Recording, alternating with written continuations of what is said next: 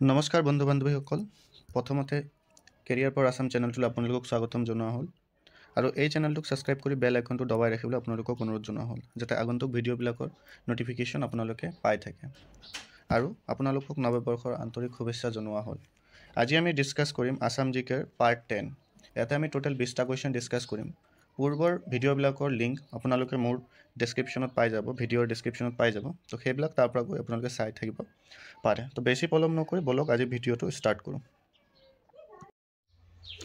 প্ৰথমটো কুৱেশ্যন দিছে, হু establish the সাৰ্বজনিক সভা অফ যোৰহাট। যোৰহাট সাৰ্বজনিক সভা কোনে এষ্টাব্লিছ কৰিছিল? তো যোৰহাট সাৰ্বজনিক সভা কোনে এষ্টাব্লিছ কৰিছিল? জগন্নাথ বৰুৱাদেৱে এষ্টাব্লিছ কৰিছিল। আৰু মনত ৰাখিব এই সভাই কি আছিল, মানে এইটো যোনটো আমাৰ সভা আছিল এইটো আছিল উপনৈবেশিক অসমৰ প্ৰথম ৰাজনৈতিক সভা, ঠিক আছে, বা সংগঠন।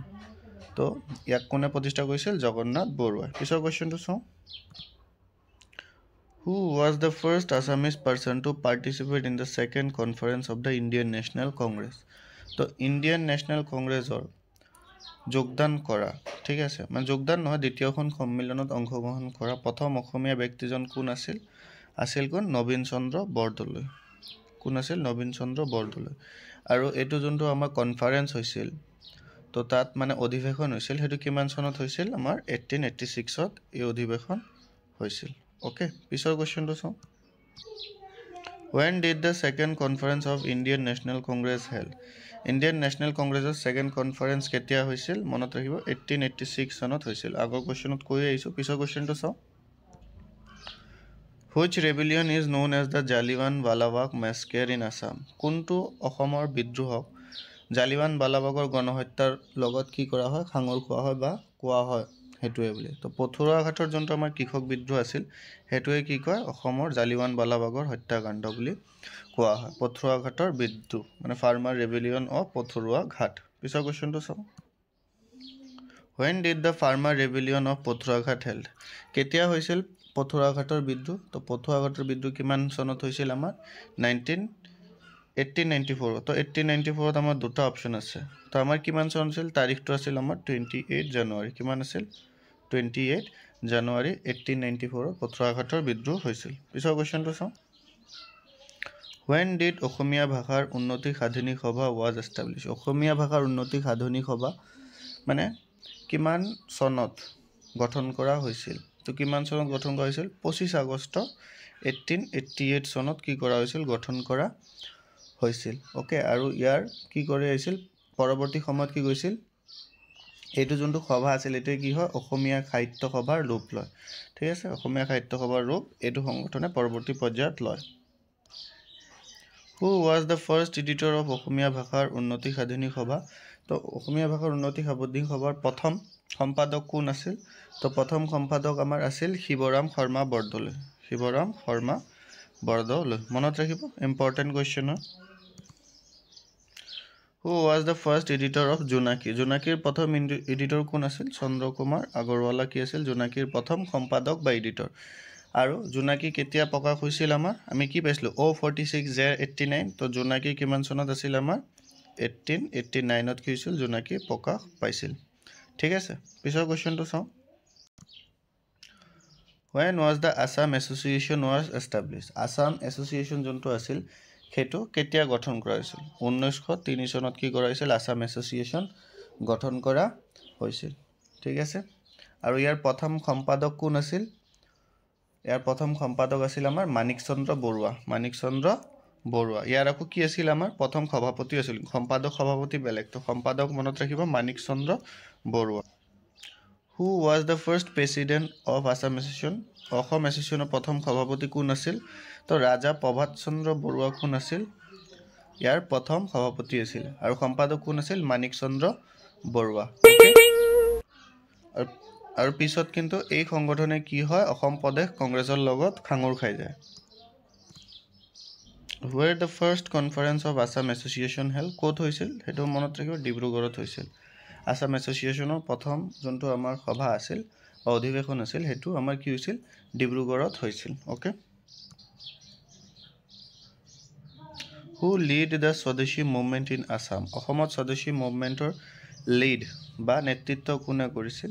তো কোনে কৰিছিল অম্বিকাগিৰি ৰায় চৌধুৰী কোনে কৰিছিল অম্বিকাগিৰি ৰায় চৌধুৰী এণ্ড স্বদেশী মুভমেণ্ট আমাৰ কেতিয়া হৈছিল স্বদেশী মুভমেণ্ট কেতিয়া ষ্টাৰ্ট হৈছিল আমাৰ 1905 কিমান চনত 1905 চনত এইটো কোৱেশ্চন এক্সামত বহুতবাৰ অহা দেখা গৈছে তো এইটো মনত ৰাখিব স্বদেশী মুভমেণ্ট 1905 চনত হৈছিল আৰু যাৰ নেতৃত্ব অসমত কোনে কৰিছিল অম্বিকাগিৰি ৰায় চৌধুৰী পিছৰ কোৱেশ্চনটো চাওঁ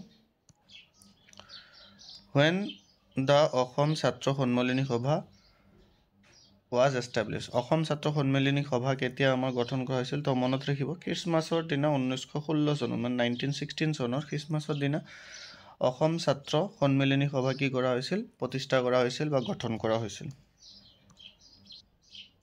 Who was the first president of the first conference of Assam ছাত্ৰ সন্মিলনী সভা তো কোন আছিল আমাৰ প্ৰথম প্ৰেসিডেন্ট মনত ৰাখিব কোন আছিল লক্ষ্মীনাথ বেজবৰুৱা কি আছিল ইয়াৰ প্ৰথম সভাপতি আছিল ওকে কি আছিল প্ৰথম সভাপতি গঠন কেতিয়া কৰা হৈছিল 25 ডিসেম্বৰ 1916 চনত ইয়াক গঠন কৰা হৈছিল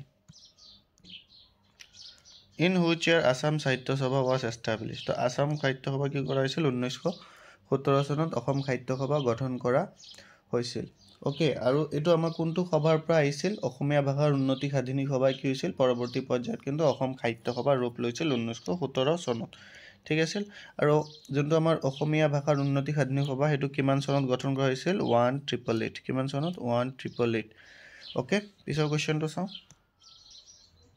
Where was the first conference of Assam Sahitya Sabha was held? তো অসম সাহিত্য সভাৰ প্ৰথম কনফাৰেন্স মানে অধিৱেশন ক'ত হৈছিল তো মনত ৰাখিব শিৱসাগৰত হৈছিল ক'ত হৈছিল শিৱসাগৰত হৈছিল আৰু ইয়াৰ সভাপতি কোন আছিল ইয়াৰ সভাপতি আছিল Padmanath Gohain Barua When dual role system introduced in Assam অসমত কেতিয়া dual role system মানে দ্বৈত শাসন প্ৰণালী প্ৰৱৰ্তন কৰা হৈছিল তো মনত ৰাখিব 1919 মানে দুটা 19 তো দুটা ডাবল ৰোল কথা আহি গৈছিল প্ৰৱৰ্তন কৰা হৈ গৈছিল ওকে এই প্ৰণালীত কি আছিল দুটা সভা আছিল কাৰ্যকাৰী সভা আৰু ব্যৱস্থাপক সভা দুটা সভা আছিল কাৰ্যকাৰী আৰু ব্যৱস্থাপক আৰু 1919 চনত মানে ডাবল 19 ডাবল শাসন প্ৰণালী okay How many times Mahatma Gandhi visited Assam তো মনত ৰাখিব কি আছিল কিমান টাইম ভিজিট কৰিছিল আমাৰ চাৰিবাৰ ভিজিট কৰিছিল ওকে মহাত্মা গান্ধী কিমানবাৰ ভিজিট কৰিছিল চাৰিবাৰ ভিজিট কৰিছিল অসমত ঠিক আছে পিছৰ কোৱেশ্চনটো চাওঁ Where did Mahatma Gandhi first visited Assam অসমত যি মহাত্মা গান্ধী আহিছিল ক'ত আহিছিল ফাৰ্ষ্ট তো গোলকগঞ্জত আহিছিল ক'ত আহিছিল গোলকগঞ্জত আহিছিল আৰু কিমান চনত আহিছিল হেতু মনত ৰাখি লব তো প্ৰথম আহিছিল আমাৰ 1921 ত আহিছিল 1921 দ্বিতীয়বাৰ আহিছিল আমাৰ 1926 ঠিক আছে তৃতীয়বাৰ আমাৰ আহিছিল 1934 এণ্ড চতুৰ্থবাৰ আমাৰ আহিছিল 1946 ওকে আৰু আজিৰ অন্তিমটো কোৱেশ্চন চাই লও